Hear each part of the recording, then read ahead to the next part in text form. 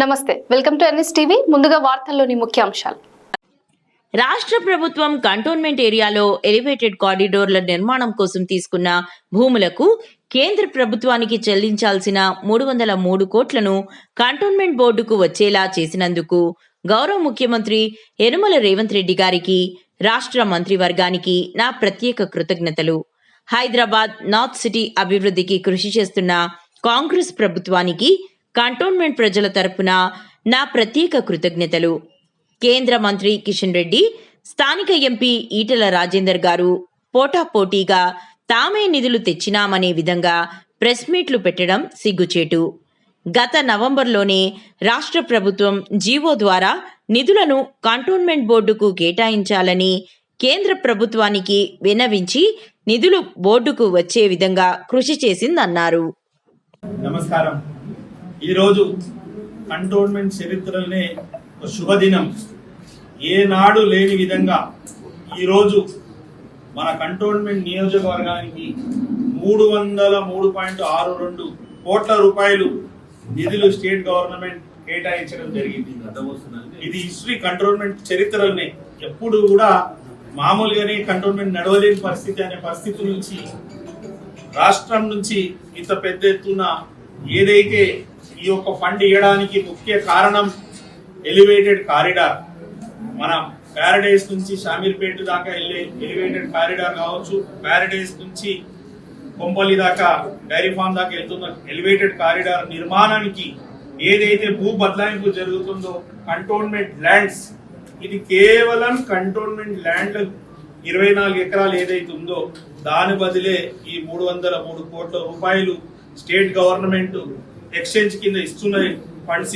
ఈ funds general గా consolidate fund of ఇండియాకి వెళ్తుంది.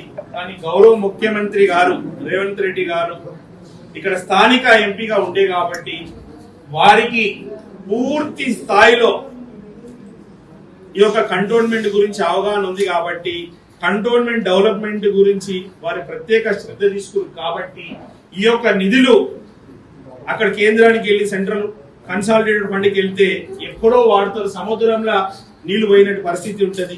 ఈ నిధులు ఇక్కడే కేటాయించాలని నవంబర్ లో దీని గురించి ఒక జియో కూడా పాస్ చేశారు. ఈ కంటోన్మెంట్ నాలాల గురించి, అండర్ గ్రౌండ్ డ్రైనేజ్ గురించి ఏదైతే అవసరాలు ఉందో, ప్రజా అవసరాలు సమస్యలు ఉందో దాని మీద ఈ యొక్క ఫండ్స్ ఖర్చు పెట్టే విధంగా వారు జియో తీసుకొచ్చారు. ఆ జియో నిన్న సెంట్రల్ కూడా అంగీకరించింది. దాని గురించే కంటోన్మెంట్ ప్రజల తరఫు నుంచి, మా లీడర్ తరఫు నుంచి గౌరవ ముఖ్యమంత్రి రేవంత్ రెడ్డి గారికి హృదయపూర్వకంగా ధన్యవాదాలు తెలుపుతున్నాను. ఈ మొత్తం దానికి కారణం మనకు 2 విధాలు. ఒకటేమో మనకు నిధులు రావడం, రెండోది ట్రాఫిక్ సమస్యలు. ఎన్నో సంవత్సరాల నుంచి మన ప్యారడైస్ నుంచి షామీర్పేట వెళ్లే దారి వాళ్ళు కావచ్చు, కొంపల్లి దారికి వెళ్లే వాళ్ళకి అనేక సంవత్సరాల నుంచి ట్రాఫిక్ సమస్య ఉంది. ఆ ట్రాఫిక్ సమస్య కూడా పరిష్కరించే దానికి ఎలివేటెడ్ కారిడార్ నిర్మాణానికి బదులుగా ఇది ఒక పార్ట్. ఇదే కాకుండా ఈ రోజు రాష్ట్ర ప్రభుత్వం ట్రాఫిక్ సమస్యలు పరిష్కరించాలని ఈ యొక్క ఎలివేటెడ్ కారిడార్ కి కేవలం కంటోన్మెంట్ ల్యాండ్సే కాకుండా ఆర్మీ ల్యాండ్స్ కి బదులుగా స్టేట్ ల్యాండ్స్ ఇస్తుంది జవహర్ నగర్ లో. అదే కాకుండా ఈ రోడ్లు వెళ్లే వారికి ప్రైవేట్ ల్యాండ్స్ కూడా క్యాష్ కంపెన్సేషన్ కూడా ఇస్తుంది. నిర్మాణానికి డబ్బులు, ఎక్స్చేంజ్ ఆఫ్ ల్యాండ్ కూడా డబ్బులు కేటాయిస్తున్న ప్రభుత్వం కాంగ్రెస్ ప్రభుత్వం. దీనికి అంత చేసేది ఈ విధంగా జరుగుతున్నందుకు వారికి ధన్యవాదాలు తెలపాలి. యావత్ కంటోన్మెంట్ ప్రజలు కూడా తెలిపాలనే ఉద్దేశంతో ఈ యొక్క ప్రెస్ మీట్. ఈ 303 కోట్ల నిధులు ఈ రోజు కంటోన్మెంట్ బోర్డు పరిధిలో ఉన్న ఏరియా డెవలప్మెంట్ కేటాయిస్తుందంటే దానికి మూలం ఎలివేటెడ్ కారిడారే. ఎలివేటెడ్ కారిడార్ నిర్మించకుంటే ఈ డబ్బులు అనే మాటలే లేవు. గతంలో ఇవ్వాల్సిన సర్వీస్ ఛార్జెస్ బీజేపీ ఎంపీ కావచ్చు, బీజేపీ ప్రభుత్వం కావచ్చు, ఏనాడు 3 రూపాయలు తీసుకురాలేదు సర్వీస్ ఛార్జెస్. అదే కాకుండా ఇందాకనే మీరు చెప్పినట్టే ఎంపీగా 13 నెలలు అవుతుంది, 13 రూపాయలు కూడా వారి కంటోన్మెంట్ కు కేటాయించలేదు. అదే కాబట్టి 13 నెలల్లో కూడా సర్వీస్ ఛార్జెస్ గురించి కూడా వారు ఏనాడు మాట్లాడలేదు.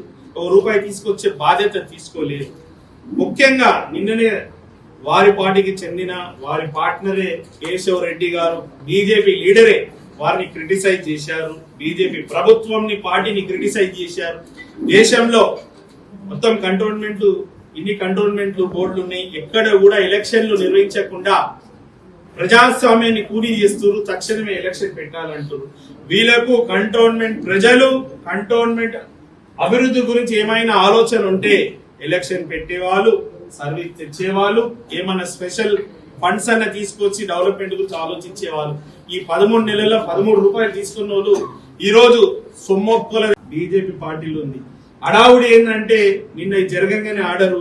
ఒక పక్కకేమో కేంద్ర మంత్రి కిషన్ రెడ్డి గారు ప్రెస్ నోట్ రిలీజ్ చేయడం, వారికి కాంపిటీషన్ గా మన ఎంపీ ఈటల రాజేందర్ గారు ప్రెస్ మీట్ పెట్టడం. అంటే కాంగ్రెస్ ప్రభుత్వం స్టేట్ గవర్నమెంట్ ఇచ్చిన నిధులకి కేటాయించిన దానికి క్రెడిట్ వాళ్ళు తీసుకోవాలని, సొమ్ము మాదైతే సోపు వాళ్ళు చేస్తున్న విధంగా ఉంది.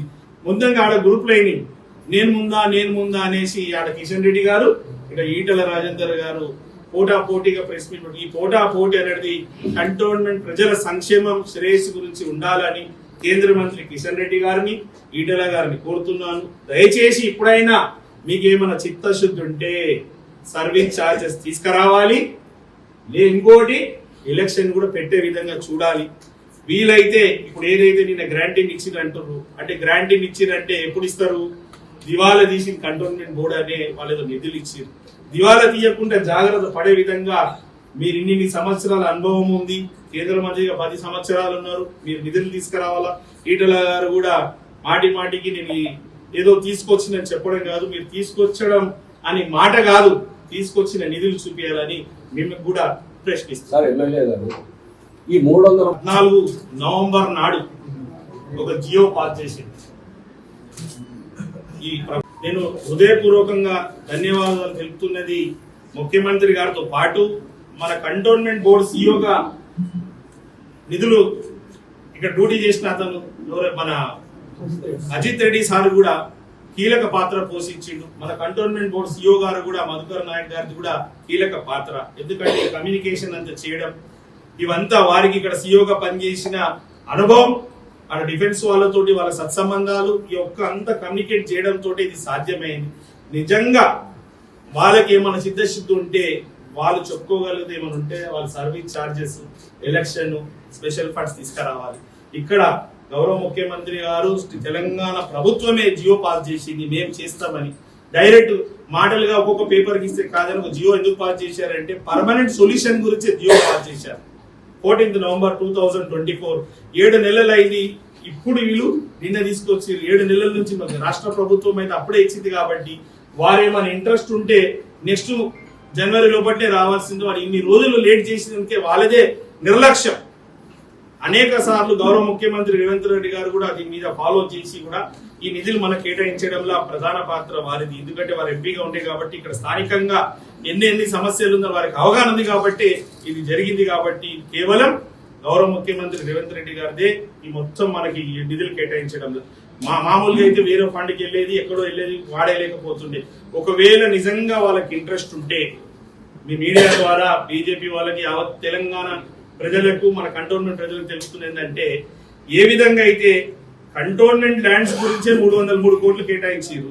మన ఆర్మీ ల్యాండ్ ఏదైతే తీసుకున్నామో దానికి 400 ఎకరాలు మనం ఇచ్చినప్పుడు దానికి కూడా క్యాష్ ఇక్కడనే ఇవ్వాల్సింది కదా.